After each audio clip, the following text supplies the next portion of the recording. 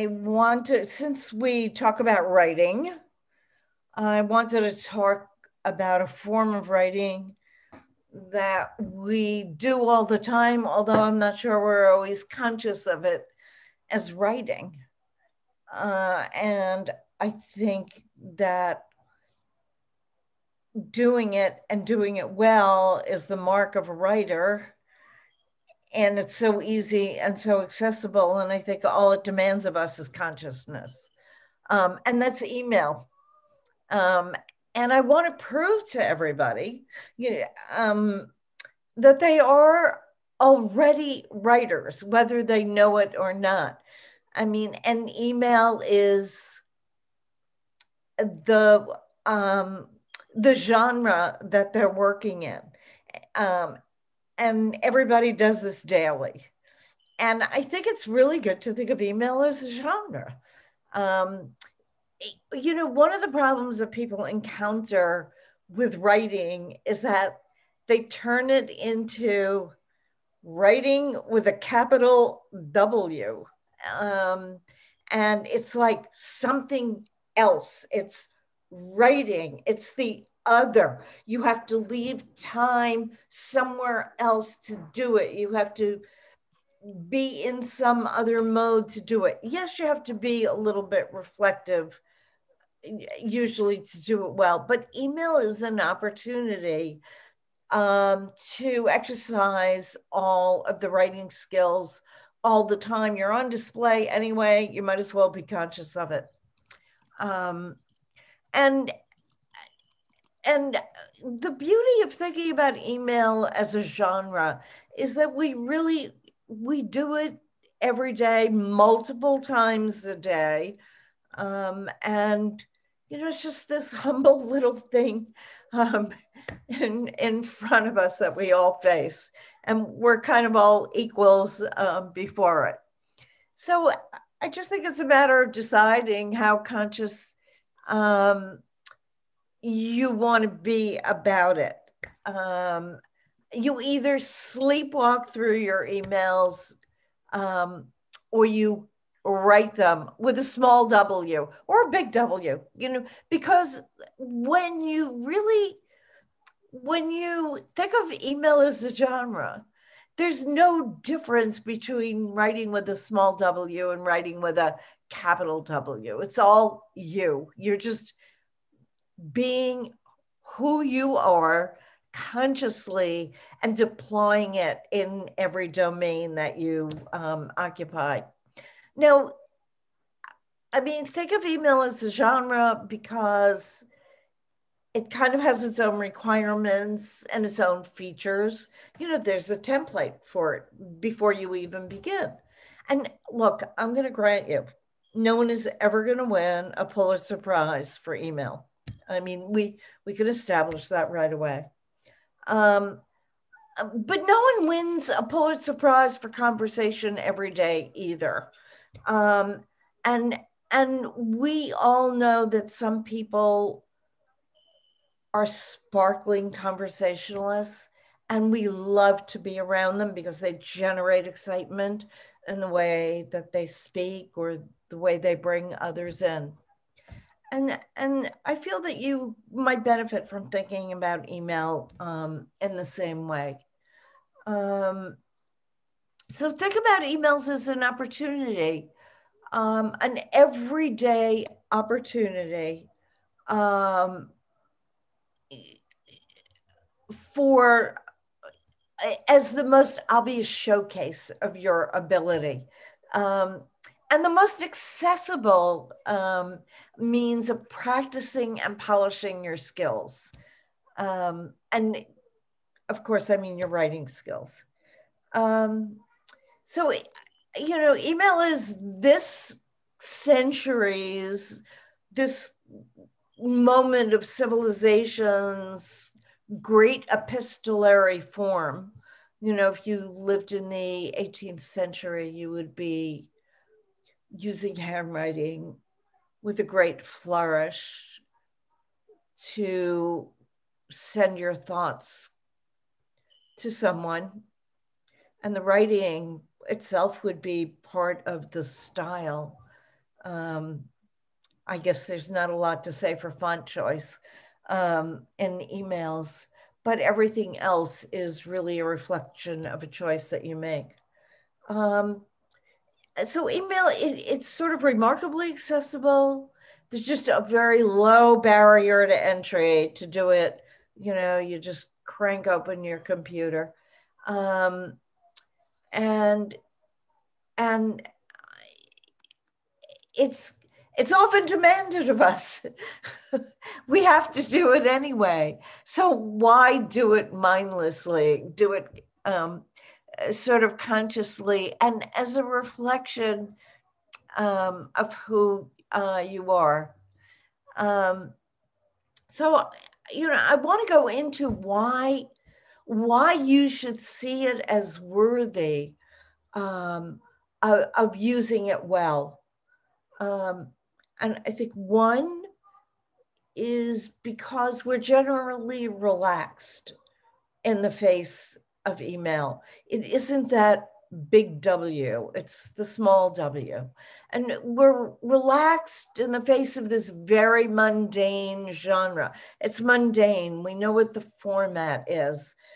It's not this blank sheet that's staring us in the face. So, because we're relaxed, we're more likely to have access to ourselves and are likely to be a little bit more fluid in style, not intimidated by the challenge. So another great thing about email is, unlike with any other writing form, you have the opportunity for getting immediate feedback. And if you do it really well, usually you take someone at the other end by surprise and you get a wow, at least a wow in return. And I don't say that's something you should shoot for, but I'm going to tell you, based on experience, if you're writing emails consciously, you're going to suddenly find that you're going to have a fairly high quotient of responses that have some form of a wow notation in them in the opening, because they're going to have an effect on people, and an immediate effect on people. And because email is so immediate, you know, someone can just hit the reply button and go, you know, wow, I'll get back to you. But you get that wow. And it's kind of like that straight dopamine hit. Nice reward. So, you know, and here's the thing, if you're a writer, everything that you put out is writing. It's a way of approaching and moving through the universe. It isn't something you dress up for one day a week. So a writer sees email as another opportunity for being, really, and obviously for writing. And I particularly like it because when I get a kind of natural break in doing something else at my computer, whether it's writing or not, whether it's working on some other kind of a problem or not, I can just jump onto email. I'm very fluid at moving back and forth, and I can jump into an email and I can almost pull out a whole different style from what it is that I'm working on. It's a little experiment. And I think you should think of email as an opportunity for experiment. It's a little experiment. It's a little moment of relief, a sort of a breather in tone. And as I've probably told you many times before in these conversations, when you're in that relaxed phase, when you're using it as a breather, when it's experiment, there are no high stakes in it usually. Then you hit on ways of saying things and thinking things. Your mind isn't wound up in tight bundles. And I often wind up, because I have, moments of articulation, I often wind up going back and mining my emails, either for the thoughts or for the wording of a certain phrase, or because there was a conversation and I hit on some idea in an email exchange. And I think that if you approach email consciously and not mindlessly, and it doesn't require a lot to approach it consciously, then I think you'll find your emails will become very valuable records for you. And maybe like me, you'll go back and mine your emails for ideas or expressions or ways of saying things. So, I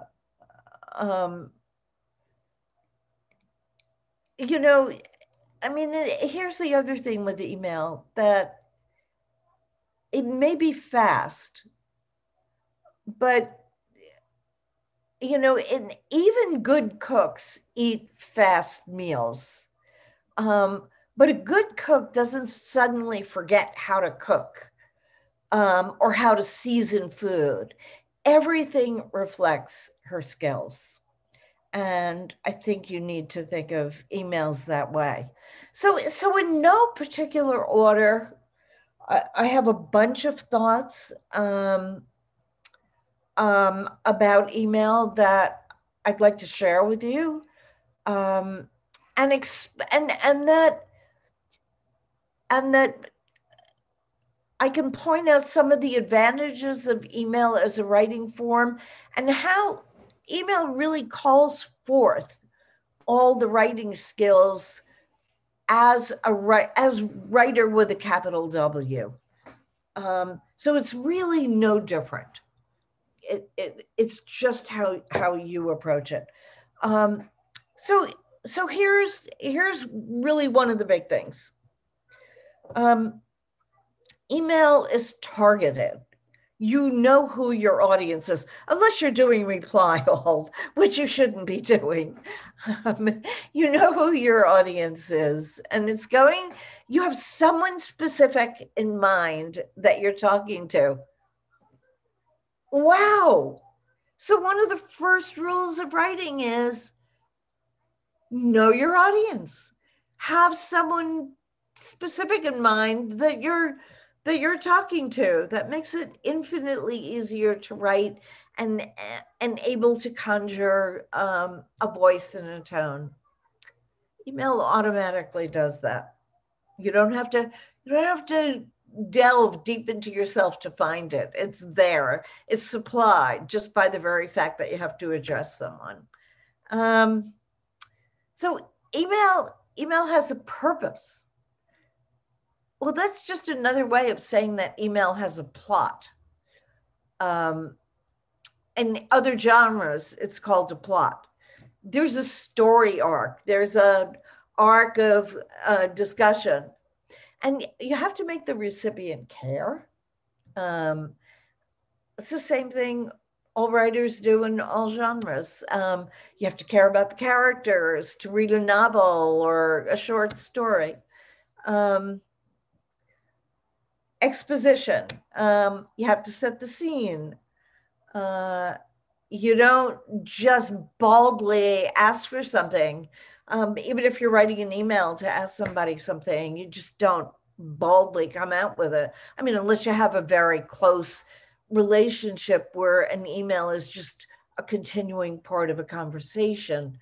And that's a whole other kind of private kind of email.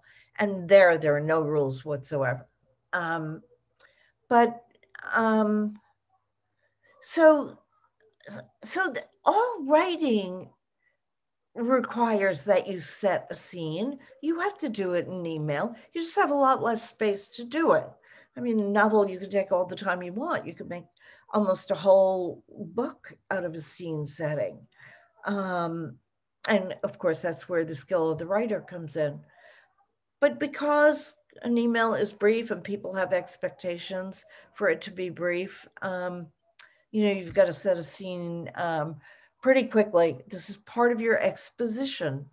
So guess what? It's your opening, it's your exposition. The words should be memorable because you want someone to keep on reading. And they should be chosen with care. Guess what? In email, you even have a hero. If you're asking something of somebody, and very often you are explicitly or implicitly, then the person you're asked something of is rescuing someone or solving a problem. We call that person the hero in a story. As I said, an email is brief. People expect it to be brief. There are exceptions. There are times when it's understood that an email is going to be longer. And usually I let people know when it's going to be long, especially if it's in the private side of my emails. But people expect it to be brief. So because it's brief and you have a plot, you have a purpose, it demands a certain amount of planning ahead of time or as you're doing it. And you get to do more than one a day. You get to practice often. And because of this brevity, the email demands clarity. Oh my gosh, clarity, thinking. You have to organize your thoughts. Well, guess what? That's the essence of writing. So here's another thing about email. Very often, especially with business email, there's typically a request for action. And that could be, as I said, explicit or implicit. And this is a writer's dream, to be honest with you, because you get to choose your words carefully.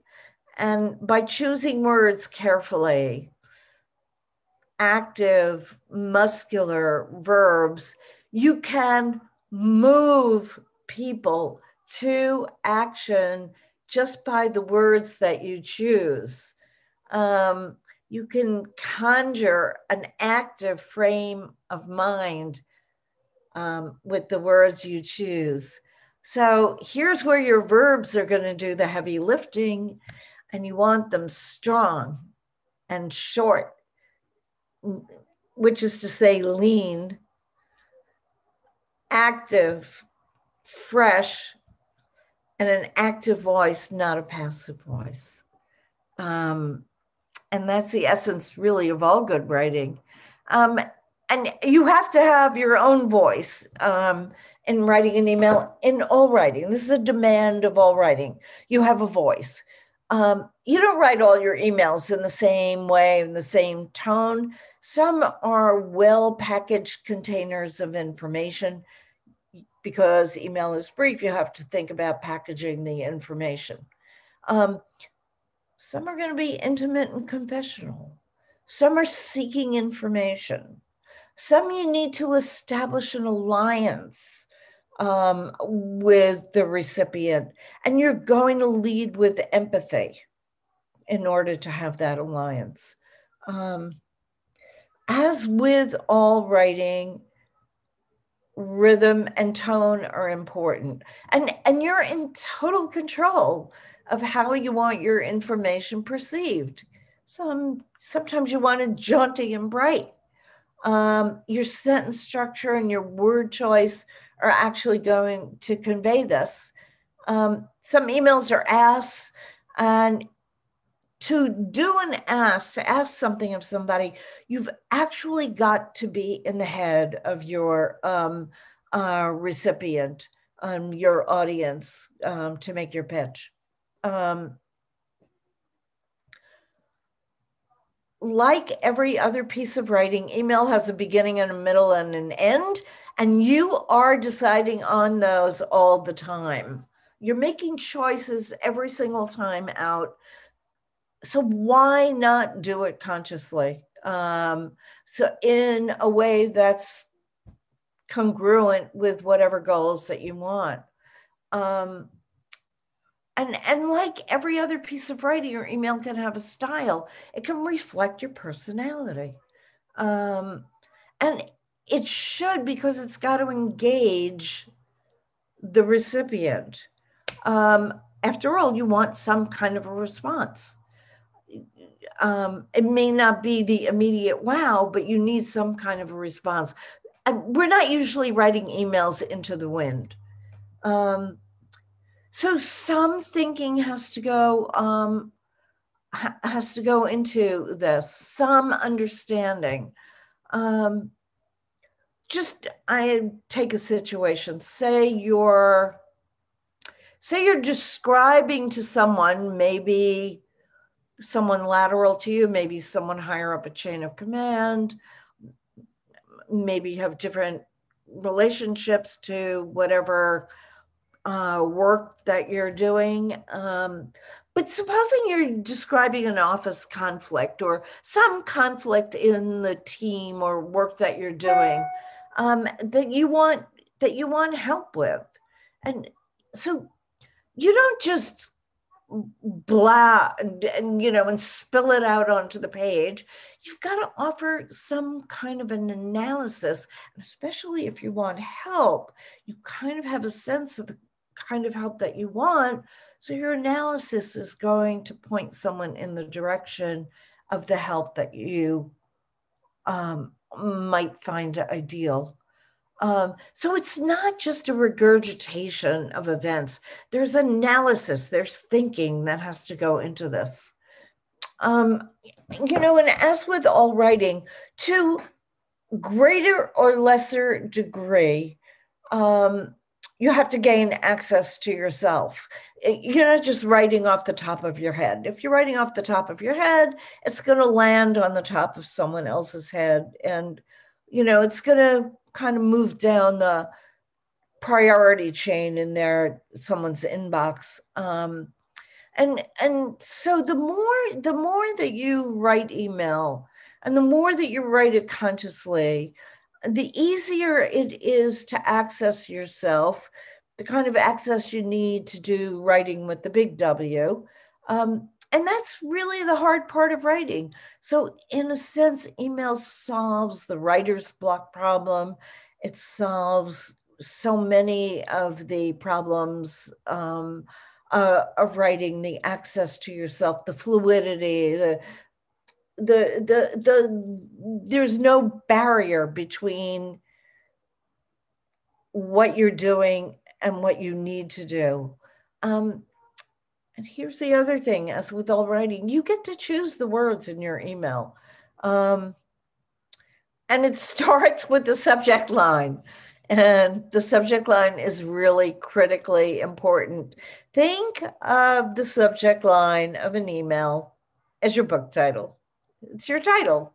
So what you're doing is you're supplying a compelling reason to read.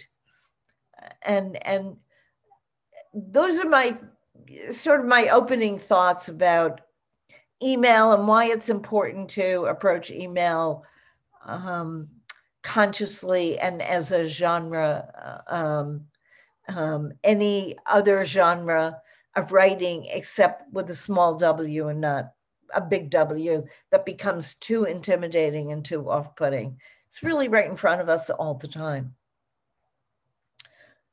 So if anyone has any thoughts, about how they make it work for them, or problems they encounter with it, or any thoughts about email as an exhibition, as a showcase for writing, because it is. I'd love to hear any thoughts about it.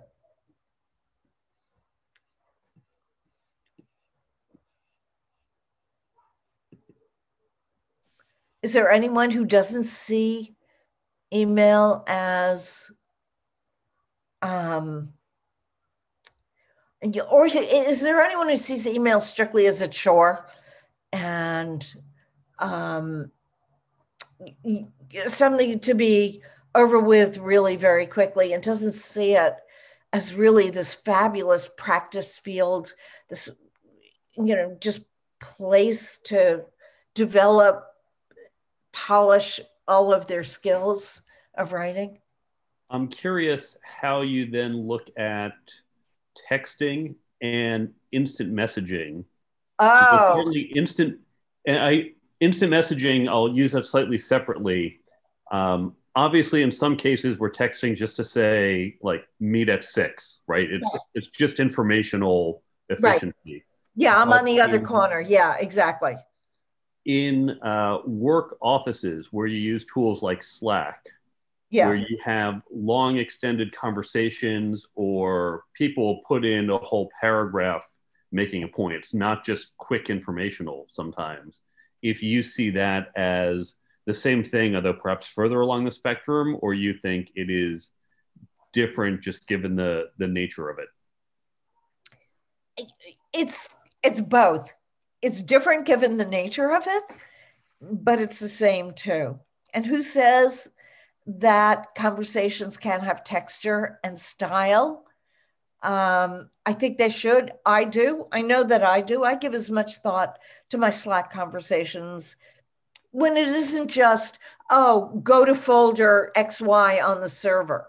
I mean, yes, there are those conversations, Mark, but there are also others that are not that. And um, I, I do, I do appreciate your question about texting.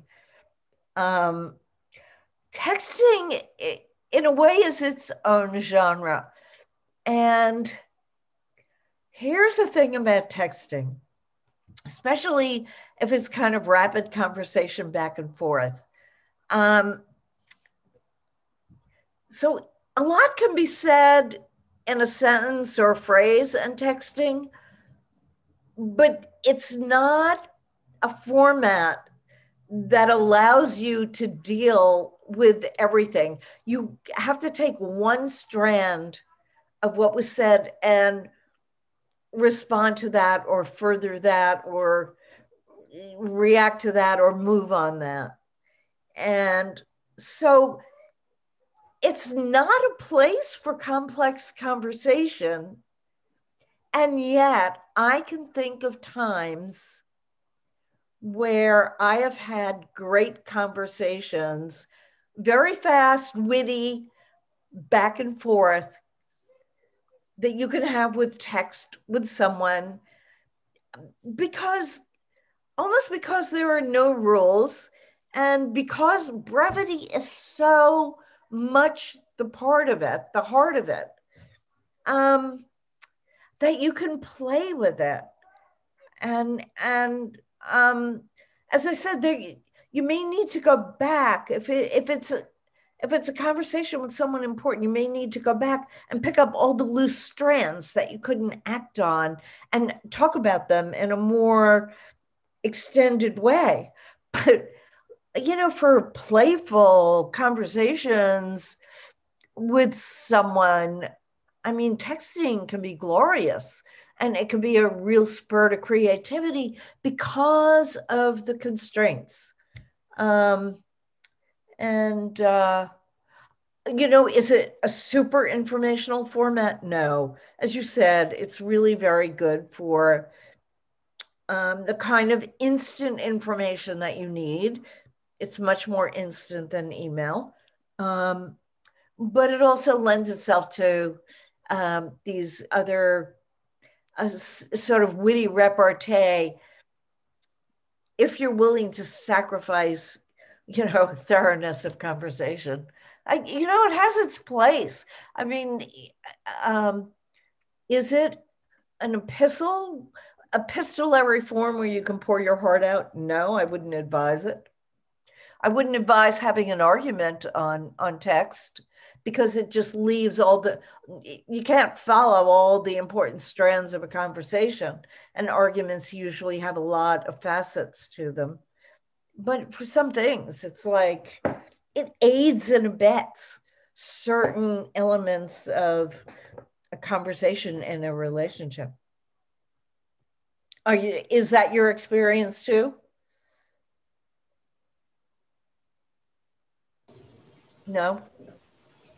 I mean, the internet's given us these new forms, and I think we can use them. Sorry, I had muted. And I had to find the button. I think a little about Valerie Friedland and what she talks about, right? Which is language, of course, is always evolving. Exactly. And so this is on the really extreme side of I'm a stickler and very old school in my texting, that I still use proper punctuation and I spell things correctly, and Me too. That's just how I was raised. As of course I suspect you are, as you note. And then people who are speaking in emojis, like this is not conversation, but she correctly points out this is language evolving, and perhaps the nature of what we're doing is going to change, such that really does become almost legitimate prose, in the sense of when you think back to, you talk about emails. Well, the forerunner of emails were letters. And we think back to the 18th century, where people wrote these very long letters, because what else do you do after you're done working on the farm and you have time, and once you put this in the mail, it's going to be 6 weeks before you hear from the other person. So take your time, get it right. And now we're at oops, forgot to send you something. Let me send you something else 2 seconds later, and this more continuous form. And so maybe that is the shift in what we consider prose and standard and normal. And it would be almost weird to write. It probably is weird to some people to write long form letters these days. The interesting thing is that certainly long form journalism has not died. I mean, it used to just be called journalism, and now it is distinguished by being called long form. So that tells you something right there, that it has to be given a name, but it's thriving. So that there's a thirst for information and longer bites that goes deeper, that gives much more context, that gives much more history, which is the form of context. I don't think that's going away, but it's very interesting. So will the punctuation, all the shortcuts that we use, I use the we broadly, I don't use it in text. No one comments that I use it. I mean, it's acceptable.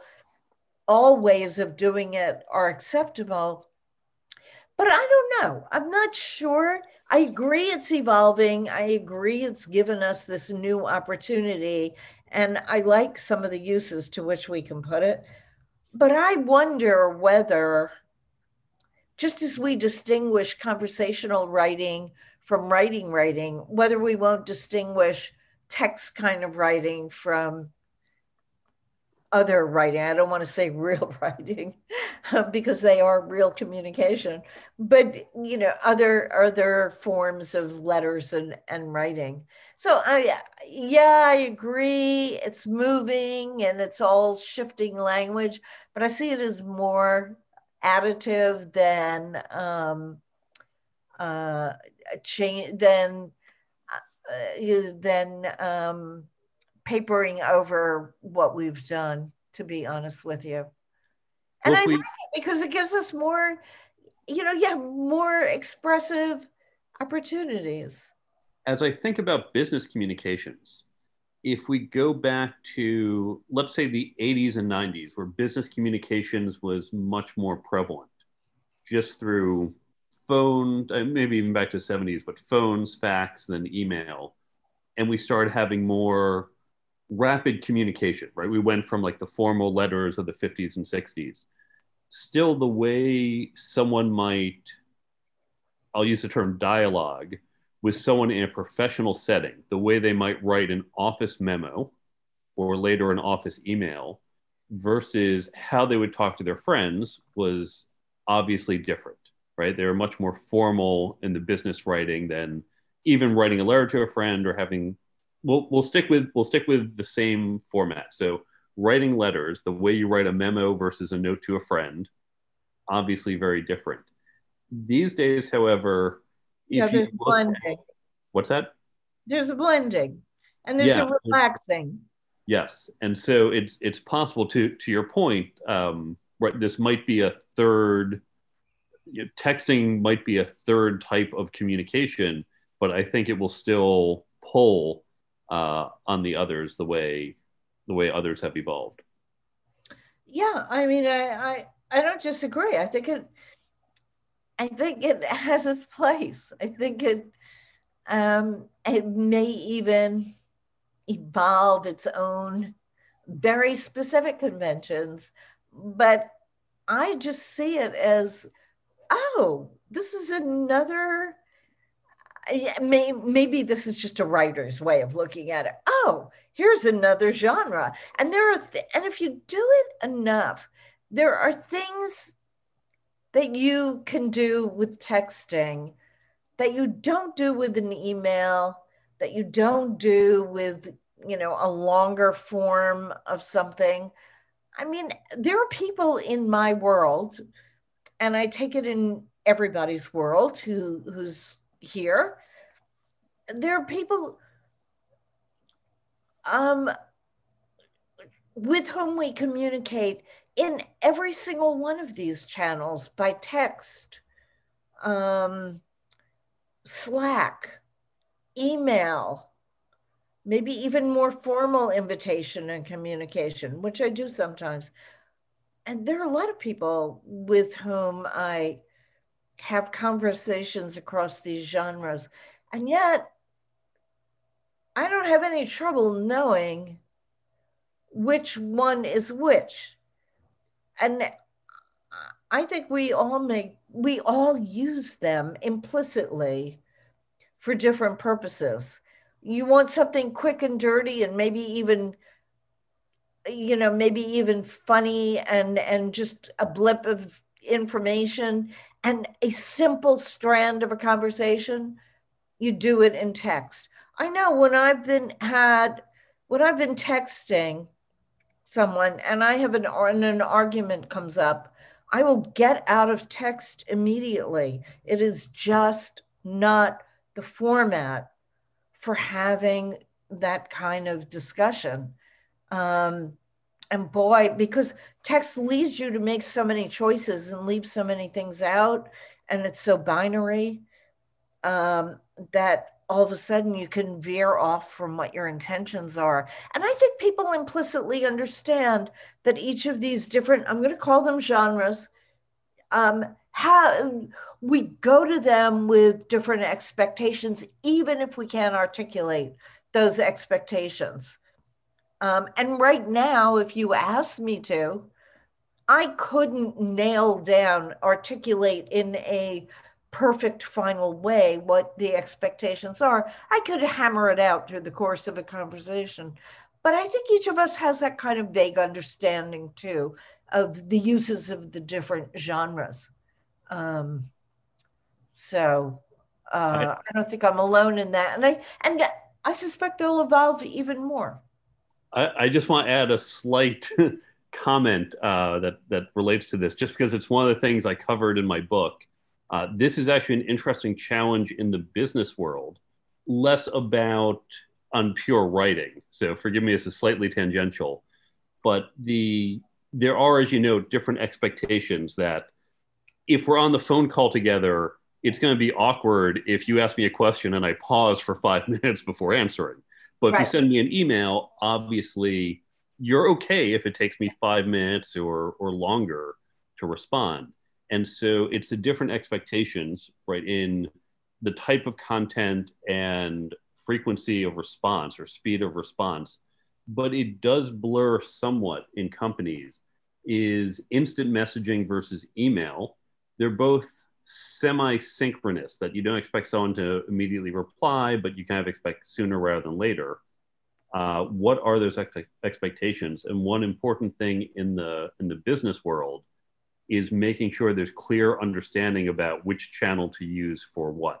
Yeah. I'm diverting us from writing, so forgive me for taking us off. It's just because it's something I No, covered, so compelled to mention.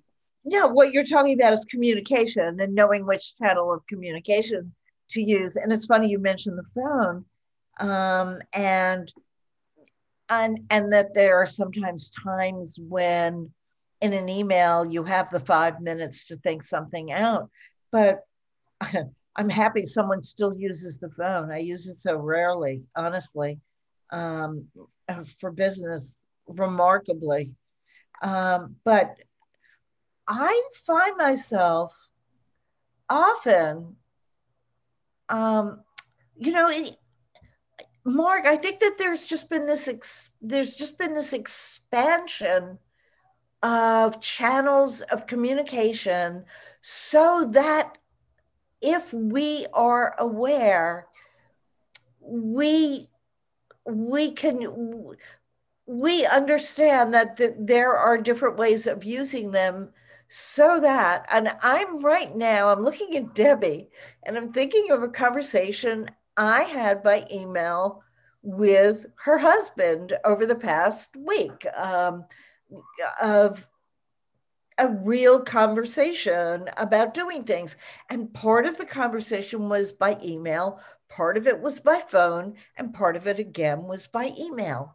Um, and so I think we just have this expansion of opportunities. So, Mark, when I'm on that phone call, when I'm on the other end of that phone call, and I ask you a question or you ask me a question, and I can't and don't want to answer it on the spot because I want to put some thought into it, I will say, hey, good question. Give me 5 minutes to think about it. I'll shoot you an email. So, right away, we're triaging information all the time through all these different channels of communication. And I see it as a plus, to be honest with you. I just think, oh my gosh, we have all these options and opportunities. And I would bet different companies have different conventions of when you use email, when you use phone, when you use memo or text. And I'm not so sure. And I think that's part of company culture, and and doping those things out when one goes into a company, whether as consultant, or as a new employee. I think those are little areas where each company gets to develop its own culture and makes it kind of interesting. So I think you're being a little generous there. You're right that it does vary by company. Some companies prefer even in-person meetings versus email versus Slack, but it's usually it grows organically, which is fine when the company starts and it's 5 people and then 20 people. But as it gets bigger and becomes 50 people, 500 people, 5,000, without it being formalized, and you'll certainly get different It teams. gets confusing to people who aren't in on it. I agree. Yes. Even I've even seen people at companies who have been there a while and they still kind of get confused and people don't address it. I've always argued companies should be a little more explicit about let's just set expectations. And it doesn't matter what they are. And it can even vary by group, but this way everyone knows. and it's a little clearer. Yeah, although, I think that's a role for managers to, when they're indoctrinating new employees. It may not be something you want to put in the employee manual, but it may be something that a manager would tell a group to further understanding of that group in the whole organization, or just, a kind of, oh, by the way, you may want to take notice. I don't know how it was done in your old company, but here we do these things this way. I think it's at that level of organization that those things need to be communicated. Unless they're really strict formal rules in an organization. No one talks to the CEO. He is always addressed as Mr. Smith. I mean, I can't believe there are those organizations anymore, but if it's at that level, yeah, then you can put it in a manual. You can manualize it. But I think there are some things that tones of communication that maybe shouldn't be formalized, but nevertheless need to be communicated.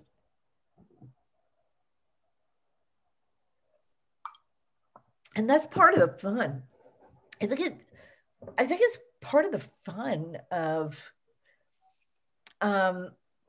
going into a new organization, which is like going into a new culture, a new tribe.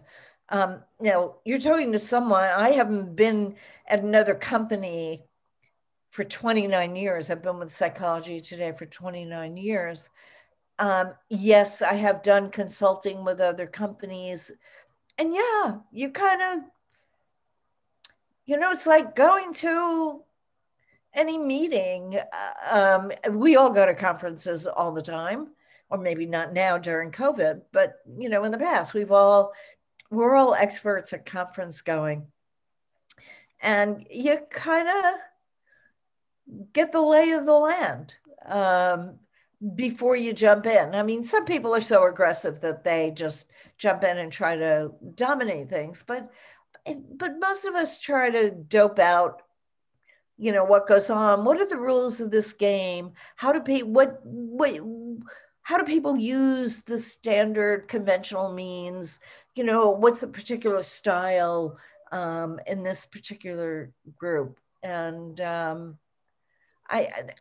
to me, that's always the fun and the challenge of new situations. I don't know, maybe I'm the offbeat one, but I see every one of them as, okay, this little puzzle, how does this one work? And how do I figure it out? And what means of communication? Hey, we're all Ren Weekenders. We know what the style of communication is at Ren Weekend. It is spelled out on our badges with our huge first names. That's it. We are told it's not optional. You can stop anyone you want in the hallway. But that's actually made explicit to us. And with the style of the badge and with the way things work at Ren Weekend. So any newcomer would not have any trouble getting one of those badges, figuring out how it works at Ren Weekend. So I guess you could say the badge is the manual of here's how we do things around here. Very explicit.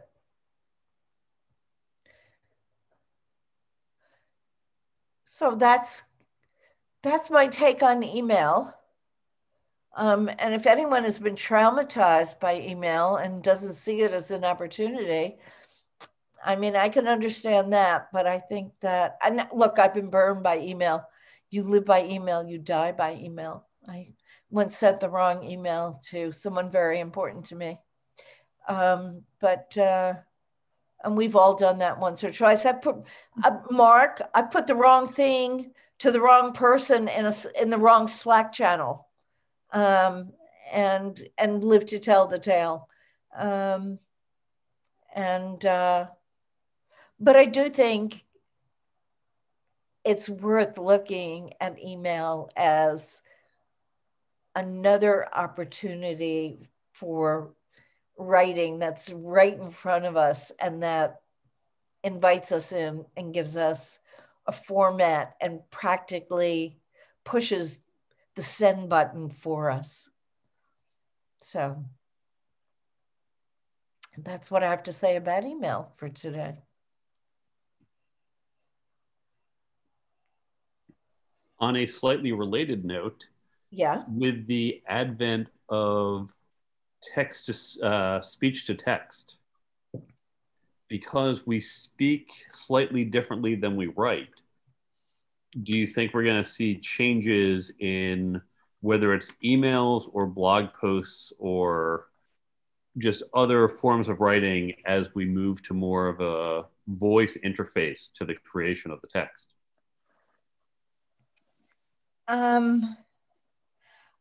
I guess, I mean, I think the right answer to that is probably there will be, but I guess my familiarity with it has really been in just very strictly informational exchanges, or I have to tell you, here, with goofy stuff with my grandsons, back and forth where, it's Siri, send this email to my brother who's upstairs on the potty, kind of, this life with 10-year-olds.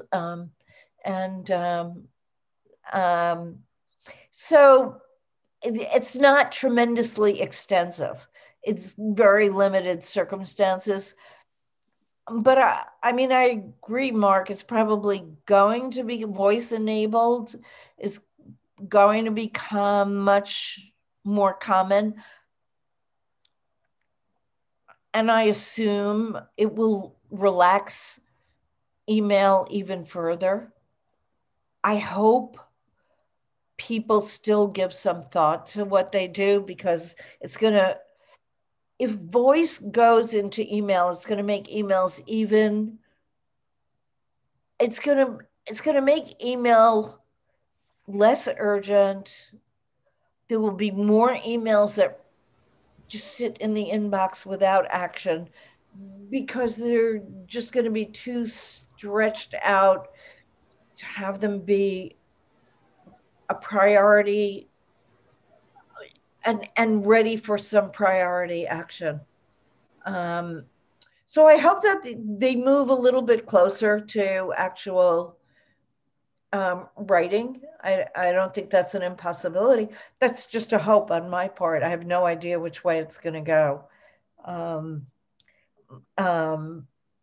But I sure hope it doesn't dilute email so that it just ruins it as a way of communicating. And if it does, we'll come up with some other form of communication, because it's not that these channels aren't needed. They're there because we need them. And we'll just find some other way to do it. So maybe in that way I'm Pollyanna-ish about all of this, and maybe it is naive. I'll cop to that. But I really think that we have all these channels because we have new technology, and the same human needs are carving pathways through the technology. And they've carved the text pathway and the email pathway and the Slack, which is basically, instant message, within group. And that they're coming from a human need. They're not artificially designed by the technology. There are opportunities we're carving through the technology. Yeah, I was just going to say speech to text is probably going to make emails a lot longer. Yeah, I don't think that's a good thing, particularly. And that's why I think that'll really dilute the value of email. But I predict if that's the case, that we'll find some other genre that where we can where we consolidate our thinking and um,